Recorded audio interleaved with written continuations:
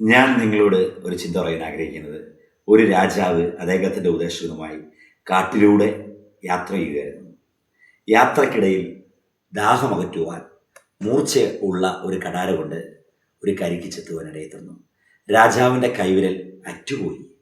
വേദന കൊണ്ട് പുളയുന്ന രാജാവ് ഉപദേശകൻ ഇങ്ങനെ പറഞ്ഞു, സാരമില്ല പ്രഭു, എല്ലാം നന്മയ്ക്കായിരിക്കും, അങ്ങ് കരുതുക എന്ന് പറഞ്ഞു. ഉപദേശകന്റെ ആ വാക്ക് രാജാവിന് ഒട്ടും ആശ്വാസമായില്ല. രാജാവിന് ദേഷ്യം വരുവാനിടയിൽ തീർന്നു.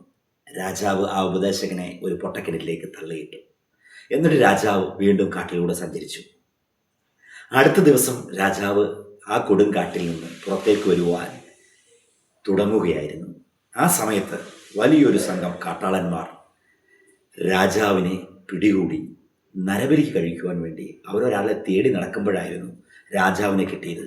രാജാവിനെ പിടികൂടിയവർ ഒരു മരച്ചവിട്ടിൽ കൊണ്ട് കെട്ടി. ഉടനെ രാജാവിനെ അടിമുടി പരിശോധിക്കുവാൻ ഒരു സംഘം ആൾക്കാരെത്തി. അപ്പോഴാണ് രാജാവിൻ്റെ കൈവിരൽ അറ്റുപോയിരിക്കുന്നത് കണ്ടത്. വൈകല്യമുള്ള ഒരാളെ നരബലിക്ക് കഴിക്കുവാൻ പറ്റുകയില്ലെന്ന് കാട്ടാളന്മാരുടെ തലവനാകുന്ന മൂപ്പൻ പറഞ്ഞു. ഇത് കേട്ടപ്പോൾ രാജാവിനെ അവർ വെറുതെ വിടുവാനിടയിൽ തീർന്നു. രാജാവിന് പെട്ടെന്ന് തൻ്റെ ഉപദേശകൻ പറഞ്ഞ വാക്കുകൾ അദ്ദേഹത്തിൻ്റെ മനസ്സിലേക്ക് വരുവാനിടയിൽ തീർന്നു. അദ്ദേഹം ഓടി ആ പൊട്ടക്കിണറ്റിൻ്റെ അരികിലേക്ക് എത്തി. രാജാവ് തൻ്റെ ഉപദേശകൻ അവിടെ നിന്ന് വിളിക്കുവാനിടയിൽ തീർന്നു. അതിനുശേഷം അതിനെ കയറിൽ കയറ്റി. എന്നിട്ട് ഉണ്ടായ സംഭവങ്ങളെല്ലാം രാജാവ് അദ്ദേഹത്തിനോട് പറഞ്ഞു. പക്ഷേ ഉപദേശകൻ്റെ മറുപടി ഇങ്ങനെയായിരുന്നു, അങ്ങ് എന്നോട് മാപ്പ് ചോദിക്കണം പ്രഭു, അങ്ങ് ചെയ്തത് എൻ്റെ നന്മയ്ക്കായിട്ടാണ്.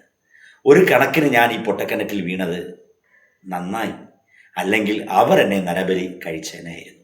ഓർക്കുക, ജീവിതത്തിൽ വരുവാനുള്ളതെല്ലാം വരും, നടക്കാനുള്ളതെല്ലാം നടക്കും.